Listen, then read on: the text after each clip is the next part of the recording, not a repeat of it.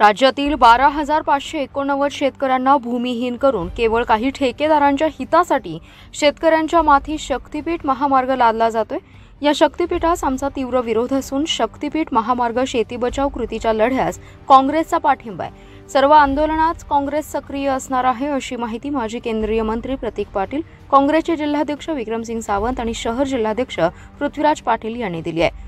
यावेळी माजी केंद्रीय मंत्री प्रतीक पाटील, काँग्रेसच्या नेत्या आणि जिल्हा बँकेच्या उपाध्यक्षा जयश्री पाटील, प्राध्यापक सिकंदर जमादार, शक्तीपीठ महामार्ग शेती बचाव कृती समितीचे सतीश साखळकर, उमेश देशमुख, शेतकरी कामगार पक्षाचे जिल्हाध्यक्ष दिगंबर कांबळे आदी जण उपस्थित होते। शक्तीपीठ महामार्गाची कुणाचीही मागणी नसताना राज्यातील 12,589 शेतकऱ्यांची 27 एकर जमीन जाणार आहे। या शेतकऱ्यांना भूमिहीन करून सरकारला केवळ ठेकेदारांचंच हित साधायचं आहे का? जमिनीत संपल्या तर कोट्यवधी जनतेचं पोट कसे भरणार, असा सवालही त्यांनी केलाय। पृथ्वीराज पाटील म्हणाले, शक्तीपीठ महामार्गामुळे सांगली जिल्ह्यातील 1,400 एकर जमीन संपादित करून 5,370 शेतकऱ्यांना भूमिहीन व्हावं लागणार आहे। म्हणूनच शक्तीपीठ महामार्गाला कडाडून विरोध केला जातोय। नुकतेच कॅबिनेट मंत्री चंद्रकांत पाटील यांनी शक्तीपीठ महामार्ग कामाला स्थगिती दिल्याचं जाहीर केलंय, पण शेतकऱ्यांना स्थगिती नको तर महामार्गच रद्द करा, अशी काँग्रेसची मागणी आहे। जिल्ह्यातील शेतकऱ्यांना त्रासदायक ठरणाऱ्या शक्तीपीठ महामार्ग आंदोलनाला काँग्रेसने पाठिंबा दर्शवलाय।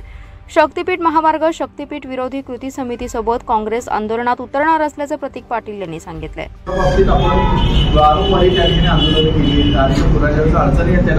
कमिटी आपण त्याच्याकडे त्याचे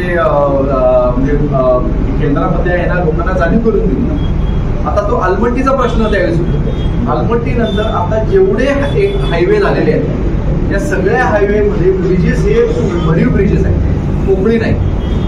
नदीला एखादी फूक आली तर फुगेला अजून फूक कशी येईल अशा पद्धतीने सोय केली। हा हायवे त्याच डिझाईनला घेणार आहेत का? दुसरं तर ते काय करणार नाही, खर्च वाचवायला तर सोपा मार्ग आहे। वरच्यावर आधार तरी तुम्ही ब्रिज नेला असता काम करून तर हा प्रॉब्लेम आला नसता। मग त्याच टेक्नॉलॉजीने जर होणार असेल तर हे अनेक नवीन पूल हे पुढे तयार होईल। हे कराड वगैरे जे आता पुढत नाहीत ना, ती पण चालू होतील आणि सांगलीत पुराचं प्रमाण वाढणार आहे। म्हणजे हे कसं आहे, लोकांना विश्वासात घेणं, शेतकऱ्यांच्या आधीच अडचणी आहेत। आज सांगलीला ज्यांच्या जमिनी आहेत, आज परिस्थिती अशी आहे की शेतकऱ्यांना कर्ज मिळायची बंद झाली, इन्शुरन्स मिळायची बंद झाली।